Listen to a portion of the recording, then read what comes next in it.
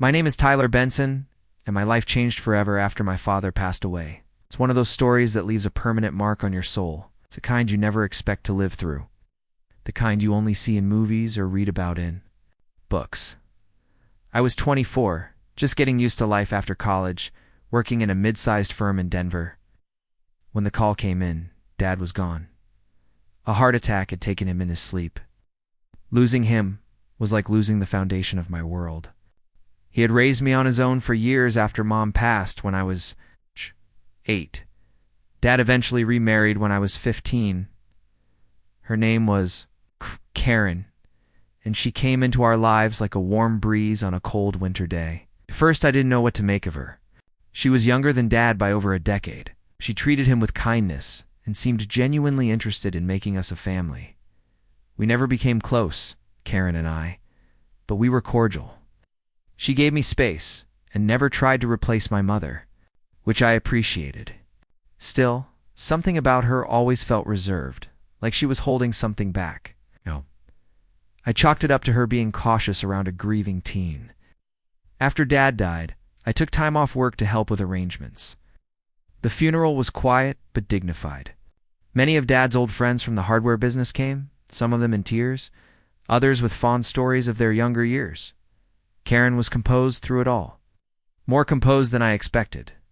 She held my arm during the service, leaned her head gently against my shoulder, but her eyes stayed dry. I didn't think much of it then. People grieve differently. It wasn't until 2 weeks later after the funeral, after the sympathy cards stopped coming, after the house grew eerily silent, that Karen invited me to talk. We were sitting in the living room. Same brown leather couch my dad used to nap on was now where I sat stiffly, unsure why I was feeling nervous. She had poured us both a glass of wine, though I hadn't touched mine. "Tyler," she began, looking into the glass in her hands.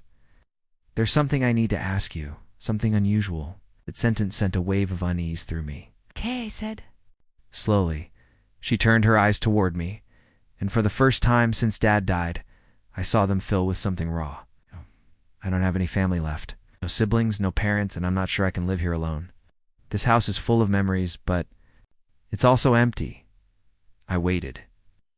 I wasn't sure what she was getting at. "I've been thinking," she continued, "maybe it would be good if you moved back in temporarily, just until I get my feet under me again." The request caught me off guard. I had my own place in the city, my own life, but something about her vulnerability tugged at me. Karen had just lost her husband. Maybe she was lonely or afraid. "Okay," I said. "I can do that for a while." So I moved back in. At first, it was a little awkward. We were both grieving in our own ways. I'd catch her staring at Dad's old chair, or absent-mindedly picking up his favorite coffee mug. Other times, she seemed completely detached, like she was trying to erase the pain by pretending nothing had happened. I focused on small things, making dinner, walking the dog, keeping the house in order. It helped both of us to have someone else around, but after a month, the tension started to build. Karen was changing subtly but unmistakably. She began dressing differently around the house, casual but more revealing. One evening, while we were cleaning out Dad's closet, she pulled out an old photo album and suggested we look through it together. I didn't think much of it until I noticed that most of the photos she stopped on were of the three of us, with her lingering longest on the ones where she and I stood closer. Then came the real shock. One night we were sitting on the porch, the air crisp with the coming fall. She poured herself another glass of wine and sat beside me, her arm brushing mine. "Tyler," she said, "do you ever think about what it means to start over?" I gave a non-committal shrug. "Sometimes, I guess."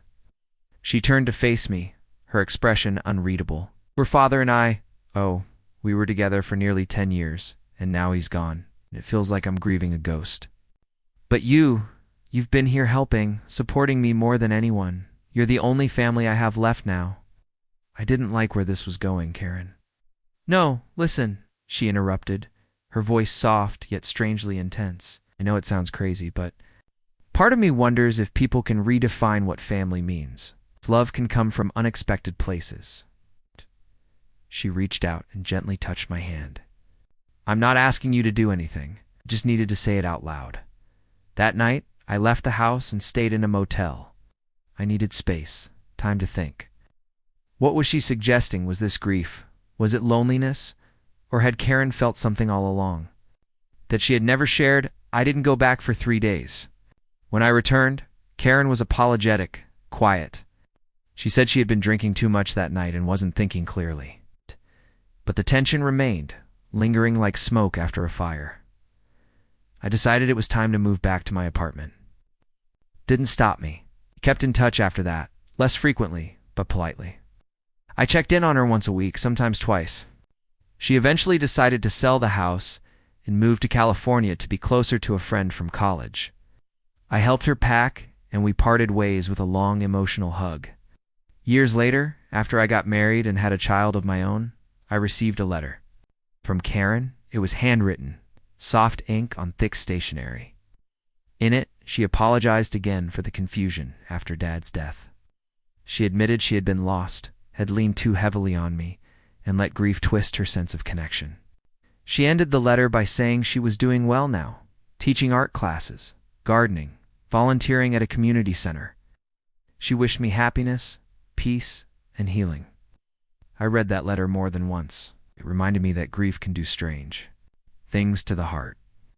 It can blur the lines of love and dependency. Karen wasn't a bad person. She was just human like the rest of us. Messy, wounded, seeking comfort in the aftermath of devastation. I never told anyone about what happened during those months. Not my wife, not my friends. Some stories are too complex for simple explanations. But I've carried it with me, not as a burden, but as a lesson about boundaries, about compassion, and most importantly, about understanding the shadows people live with after the ones they love are gone.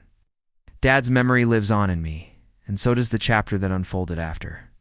He left us. Unexpected, uncomfortable, but undeniably real.